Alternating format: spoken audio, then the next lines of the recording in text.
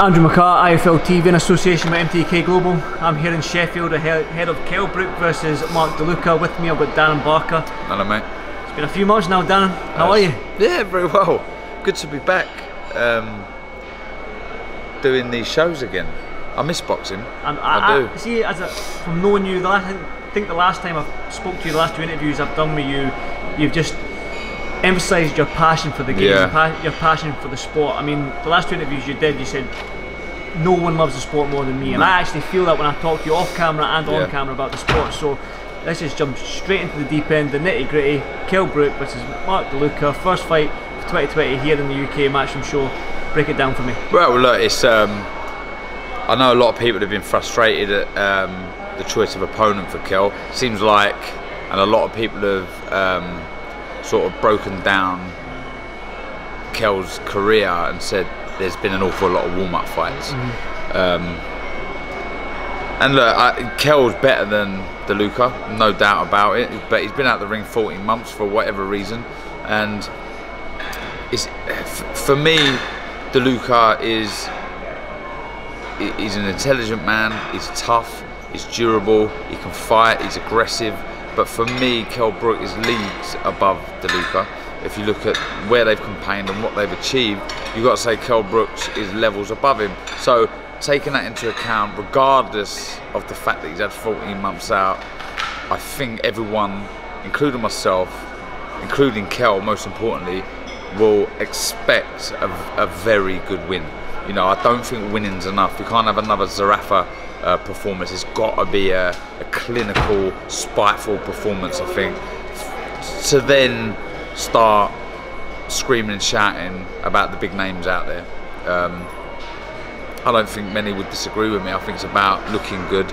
And he needs to, doesn't he? He needs to look good, because what you don't want to see is a sort of a flat performance, and then that might warrant there being another warm-up, and no one's interested in that. We want to see KELL under the bright lights in a stadium or an arena in the States somewhere, or you know, Bramall Lane again, or you know, just somewhere fighting one of the big names out there, hopefully for a world title and winning one again.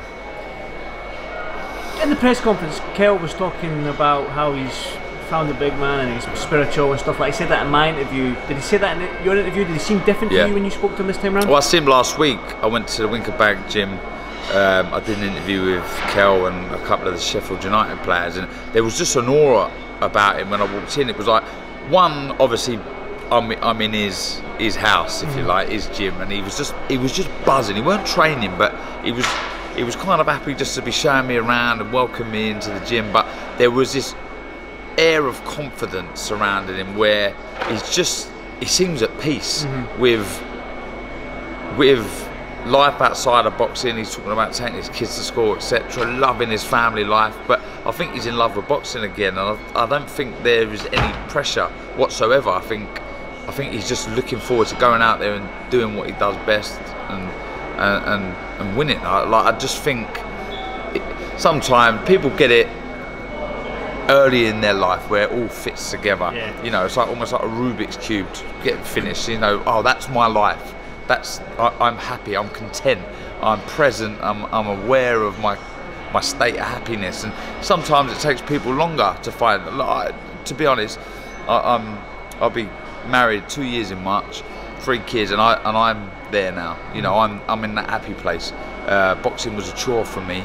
In the end, I was obsessed with trying to achieve my greatest goal, my ultimate goal, winning a world title, dedicating it to my brother, but it became an obsession. And it weren't until boxing finished, though I loved the sport, that I got married, I've got 3 kids, that I've completed that Rubik's Cube. Right now, I'm content with life.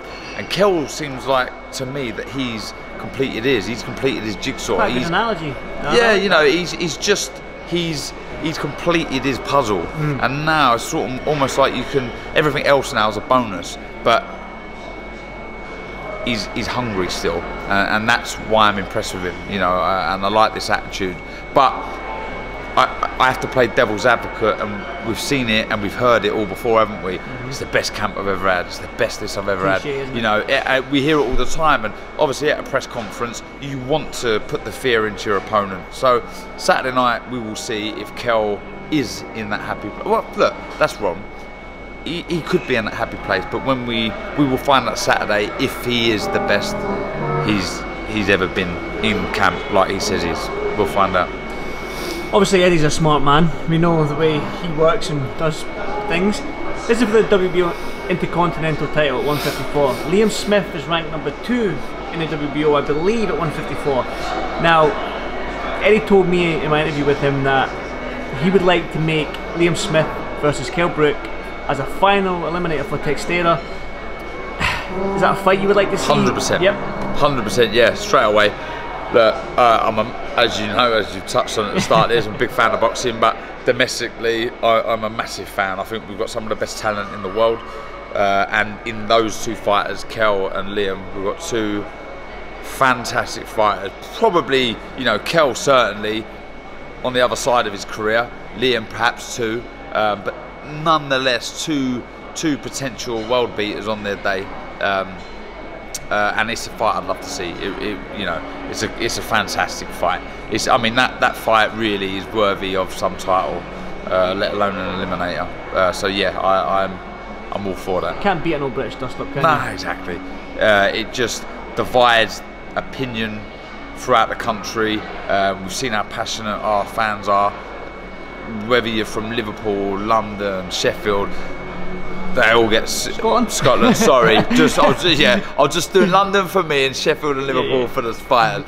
Scotland, you know, we seem to attract numbers and followers. Yeah. And yeah, look, we've seen it now. I don't think bar. I'm trying to think off the top of my head, you know, Canelo on Cinco de Mayo. There's not many fighters out there that can sort of warrant a stadium show, but we've seen it with KELL at Bramwell Lane.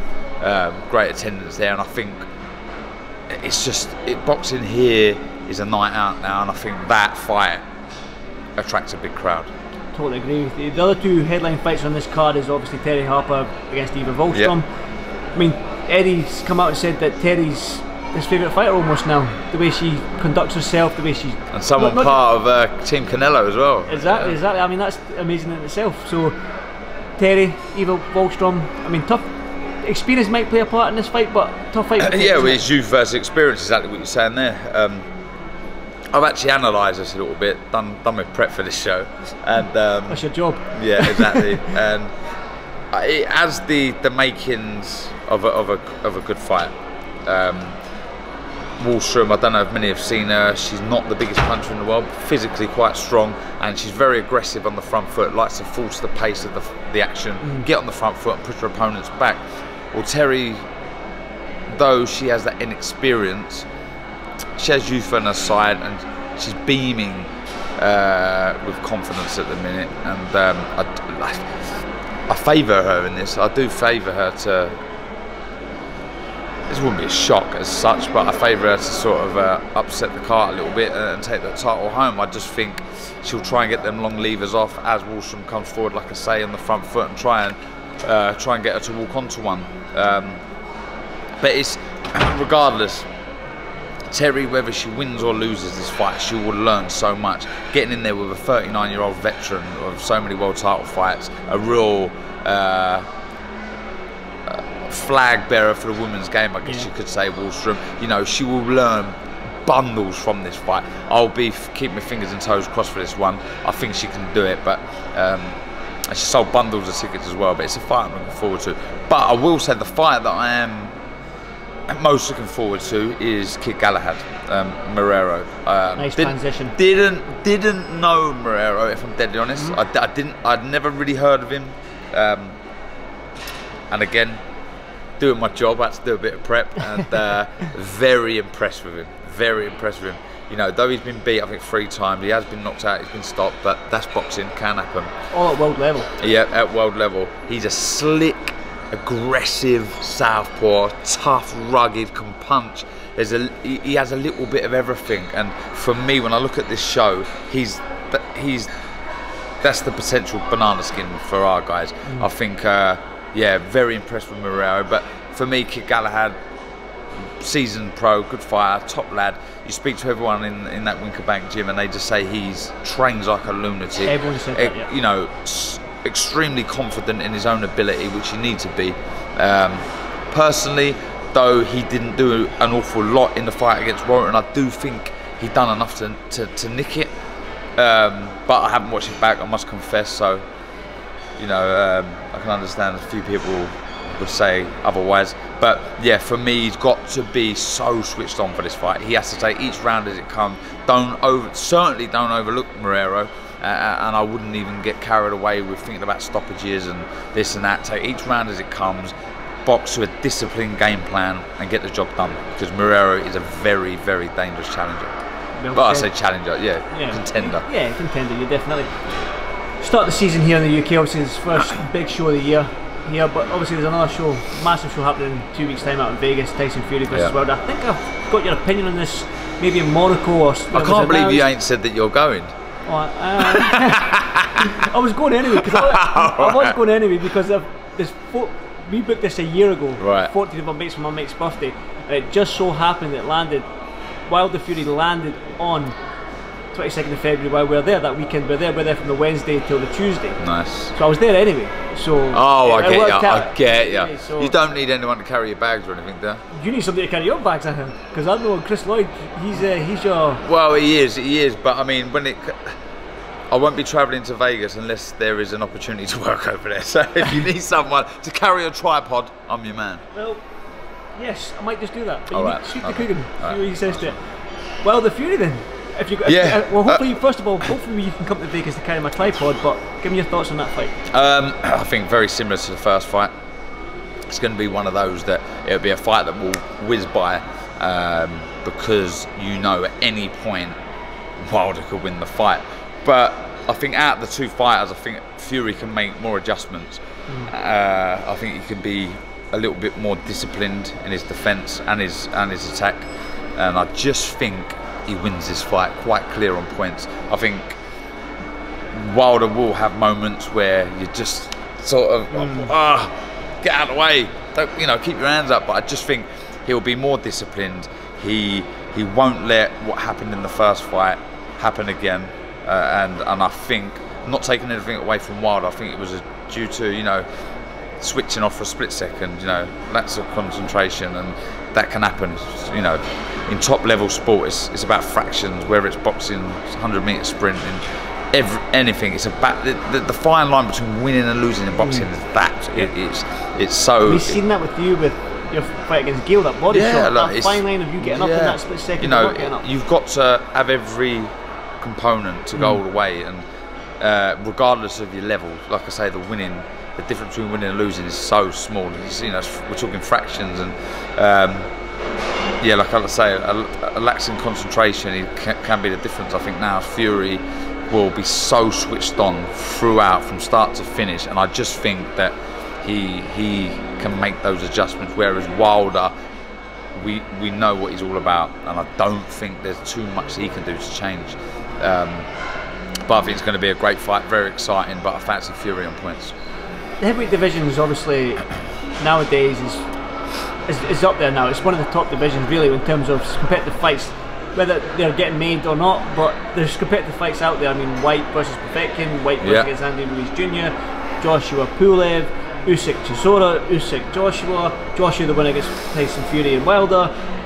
I mean, there's a lot of possible fights I've just rammed at you there, but which fight do you want to see by the end of this year in this heavyweight division? Well, look, I guess it's the triangle that we've been speaking about for a long time. That was a broader sort of circle of fighters there, but for me it's the trilogy from the Fury and Wilder, and throw Joshua into the mix. I just think it's a combination of them. We've been speaking about, because you know Fury went missing for a while for obvious reasons that we all know about, come back amazingly well and shook the world almost. It was taken away from him, but I think him fighting Fury is absolutely massive. Joshua versus Wilder is absolutely massive. We know how big Fury Wilder is. Again, it's just, for me, those three there are the ones. But then just creeping behind the new player in the heavyweight division, Lucic. I think he's a major player moving forward. I just, you know,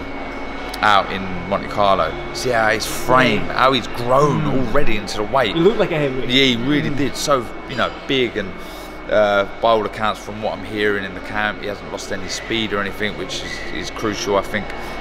So what's so refreshing and nice is that we're talking about the heavyweight division. You know, I mean, this has been going on for what, 3-4 years? Yeah. You know, it's been kind of, I guess, the marquee division. It always has been the marquee division in world boxing, other than some nulls that we've had. Obviously, when Ali retired, Larry Holmes come along and he got completely dismissed because everyone was on a downer because Ali had retired. Yeah.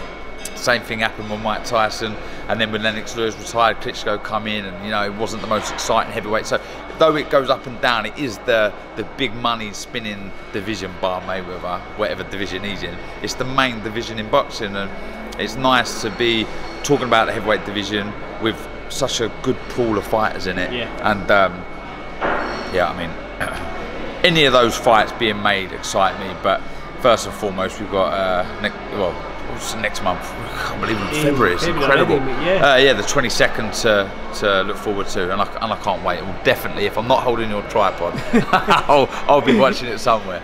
I'm pretty sure I can squeeze you in and hold my tripod. Not a problem at all. Is there, like, I mean, obviously you're passionate about boxing and stuff like that, and there's huge fights out there in the boxing world, whether it be made like Spence, Crawford and whatnot, but is there any fight out there that you personally want to see outside the heavyweights or anything like that? Is there anything? Look, I think you touched on it there. Two of the greatest fighters out there at the minute. Spence and Crawford, for me, is a tremendous fight. I'm a big fan of Lomachenko also. I'm so impressed with what he's done in the amateurs and as a pro already. I don't know if a fight with Gervonta Davis is a possibility, you know, with the weights, etc. I don't know. I think we're in a great era of boxing. I mean, look, even domestically, Buatsi, I've just seen him. I've been down at the IS in Sheffield, and